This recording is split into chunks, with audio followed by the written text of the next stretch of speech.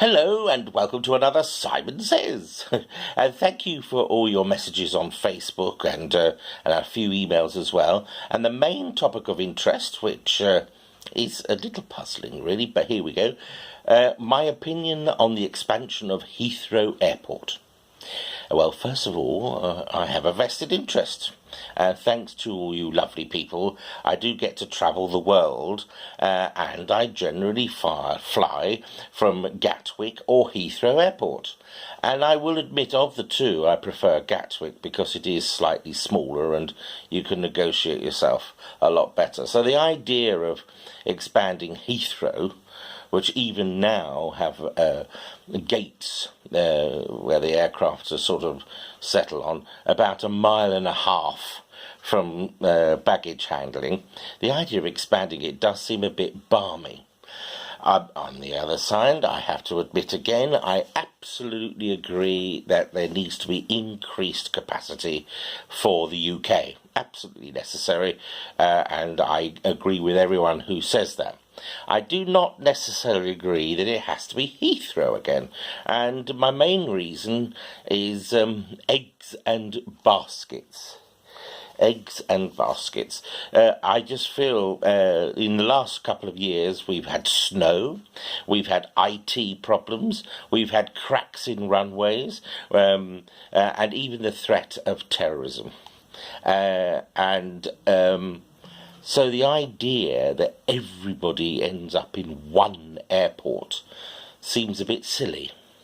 And I've done a bit of research as well. I've listened to arguments, and as much as I find the man a bit of a buffoon, I agree with Boris. The idea of Boris Island out in the Thames Estuary somewhere, I think is a perfect idea. And the reason I think that is because I came up with that idea 38 years ago when I was doing my A-level economics. Everybody laughed at me then, but my reasoning is to look ahead. And I just thought we have Heathrow in the west of London, we have Stansted at the north, we have Gatwick sort of southeast. So why not have another airport in the estuary? And my other thinking was, in building an island, it would help with our flood defences, because those with their heads in the sand, or should I say the silt, the current barriers aren't going to last that long because they're old. So my idea was build an island, and there is the technology, before those who say we don't know how to do it, there is the technology, because there are many airports around the world built on islands that are man-made. Also, some people have said, oh no, it has to be Heathrow, because all the businessmen say it has to be Heathrow, and the businessmen would know best. To which my argument is, yes, but those businessmen who know best are the ones who created our financial crisis in 2008, so I can't really take them too seriously. I had to giggle at one suggestion that if there's a third London airport, people would get confused. Well, I don't know how they can get confused. You know if you're going to go to Gatwick, and you know if you're going to go to Heathrow, so you would know if you're going to go to the east. And I perfectly accept. I've had sensible conversations with other people. They come into Heathrow, which is on the west side of London, and then they have to trundle all the way across London to the east side for their business meeting. Well, if they land on the east side, they're already there. We also have City Airport, and we have other London airports that people may not necessarily think of London, but when you look them up, they are referred to as a London airport. So there's the City Airport, there's Stansted, which I've already mentioned, and there's also Luton.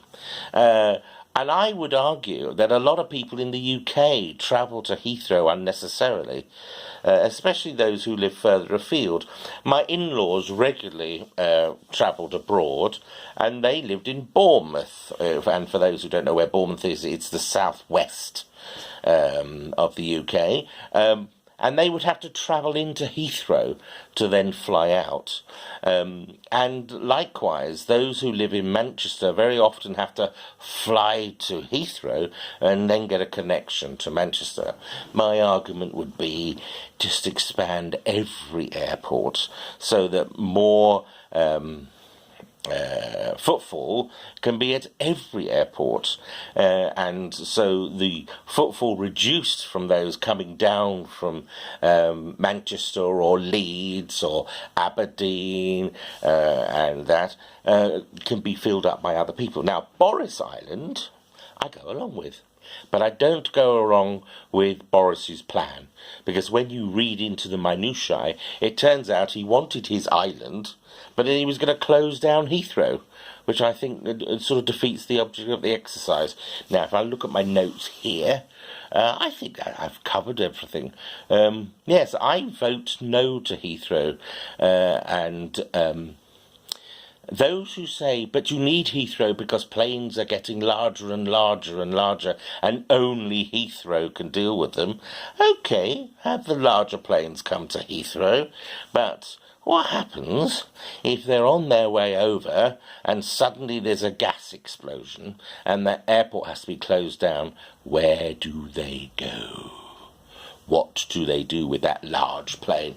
I think it's very daft not to have more than one airport that can handle the larger aircraft.